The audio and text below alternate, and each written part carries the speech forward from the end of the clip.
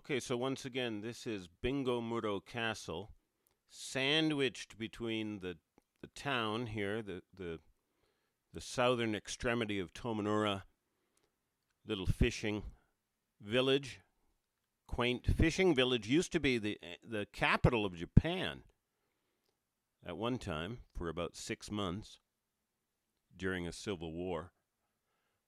Anyway, this castle is much, much older than that. We know it was here in 1336. It's got to be older than that to have been there at that time. Took me 3 years to get in there. Again, I'm no tough guy, but I have a bad case of ODD. Labeling this inaccessible just made me want to access it. Once more, the approach is from the north, and the whole west side is blockaded by these junky, crappy, abandoned gardens, which are very dangerous because they're full of rusty sheet metal and barbed wire. No way through them, and that's what makes this castle inaccessible.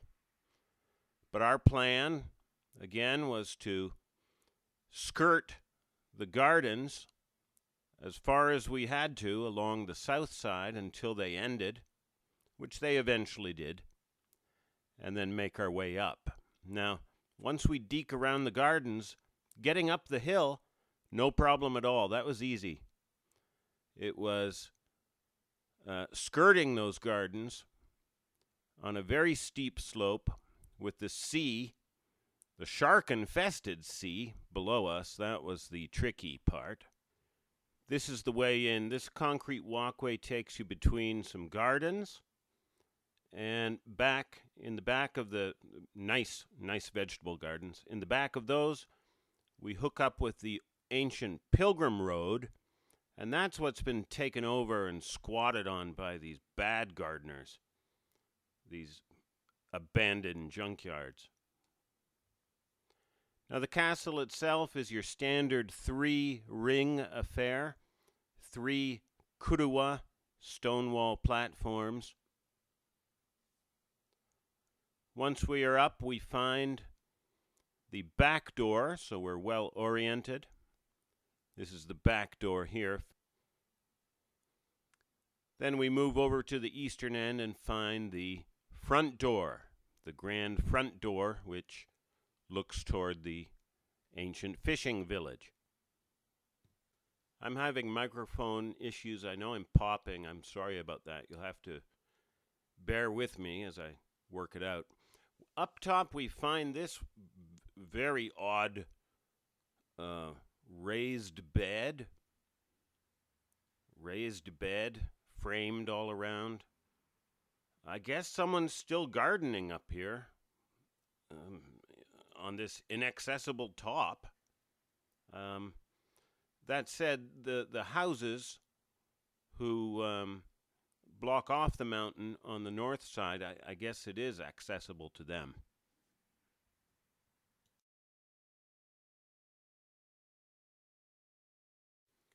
Now again, on the car ride down here, I told Yuki, we're lucky today we don't have to worry about the Hibagon. We can just metal detect and concentrate on that and have our happy picnic and not even worry about the Hibagon, because there's no way that they're going to be down here on the coast and squeezed in this tiny little tongue of land between the houses and the sea. But when we reached the northwest corner of the top ring, we found this. Absolutely classic textbook Hibagon structure, but we let that go. What was that phrase Donald Rumsfeld, I think, used? Plausible deniability, right? I mean, these sticks are small enough that a man could have collected them and leaned them up here and balanced that one on top there. I could have done it, for all you know. Yuki could have done it while my back was turned, I guess. In the middle of the top ring of the castle, we found another grouping of sticks laid down parallel. Sticks don't fall this way, my friends, so somebody had to gather them and lie them down here together. But why? And, well, who? Why might tell us who. Now we had two Hibagon-looking structures. Well, we were absolutely floored when we reached the southeast corner of the top ring and found this. Now, sorry, Donald Rumsfeld, now an undeniable Hibagon structure. We just sat down and stared at this thing. I smoked my pipe, and we brainstormed how this could be here. No natural way. What Japanese human being might climb up here and make this? No, we just can't see it happening. So we finally declared this a Hibagon structure and had to admit that the other two were too. Well, now it occurred to us that we had three Hibagon structures in a line. To us, it looked like a deliberate line. Now, we couldn't follow it. We couldn't follow the line past number 3 because it goes down a very steep way. But what if we followed it back through structure 1? So we did that. Now, 1 and 2 and 3 are evenly spaced out. I'll say they're about 40 meters apart. This whole drawing, you understand, is not to scale. So we followed the line back through structure 1, and on the corner of the second ring, the lower ring, we found this. Okay, we followed the signs back and found this tree,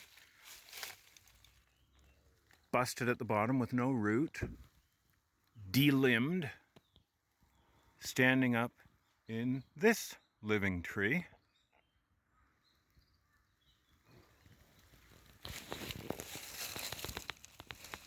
Yeah, I can move it. I couldn't carry it. Maybe I could.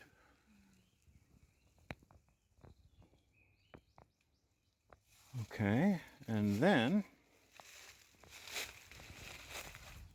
we come to this. Now, I don't want to exaggerate the importance of this. I've been looking for a precedent, and I can't find one. Maybe you can. I'd appreciate anybody who would help me look. And if you find a precedent, please tell me, because I'd like to know.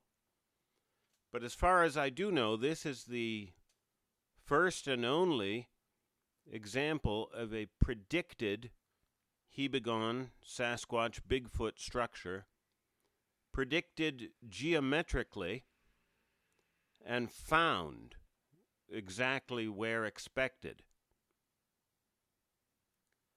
I think that's pretty big. So structure 4, an absolute textbook, Skyscraper C, as it's called in the beloved Field Guide to Sasquatch Structures by our friend Christopher Noel.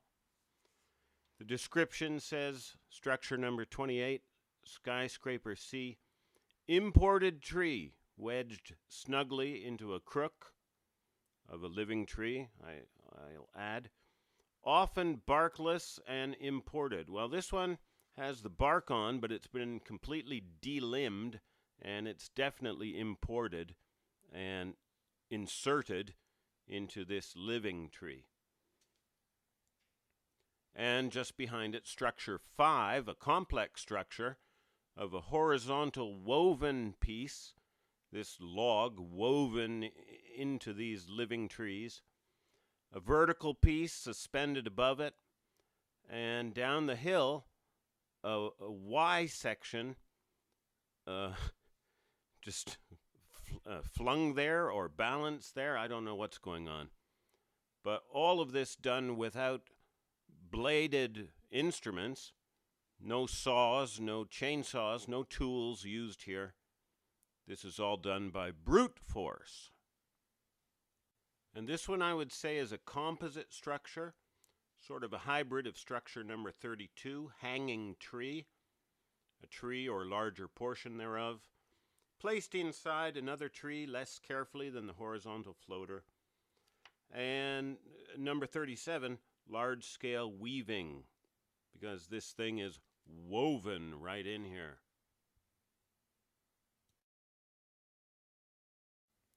Following the same line, again, a fairly even spacing.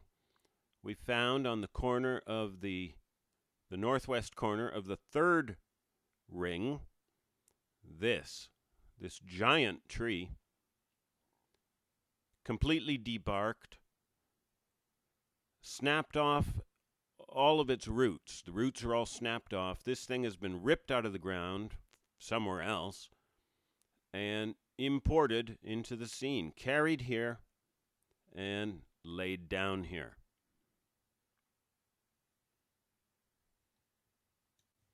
Now, we followed again the same line, following the direction in which this tree points. Just followed it down, found no more structures. However, by following this line, we came down a very easy, gentle way and found an easy exit through the junk gardens. On our way up, we had not seen, this was an invisible entrance which we had missed from the road, from the Pilgrim Road. It just seems like impassable overgrowth. However, it's a very thin curtain in reality, and coming down this way, we were able to just brush it aside and step out onto the Pilgrim Road. Amazing. So to sum up, structures 1, 2, and 3, we just found. We saw them, found them. Structures 4, 5, and 6, however, we predicted that we would find, and we did find them. Again, to my knowledge, this is unprecedented. And then, to top it off,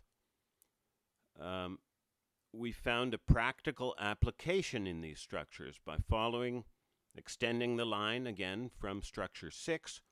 We found an easy exit from the area. To us, this was amazing. Well, I'll just play some random photos and videos here from that day. It was not a great day for metal detecting at the castle.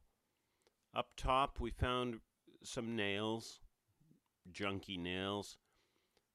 Only one really interesting piece, this thing, at the back gate area. No idea what this is. On the Pilgrim Road, we did find some nice medieval coins, medieval feudal, well, Edo period coins. And I'm thinking that maybe I'll sell these on eBay as a fundraiser, And that way, if you want to donate to our next expedition, you can, and you can get something nice.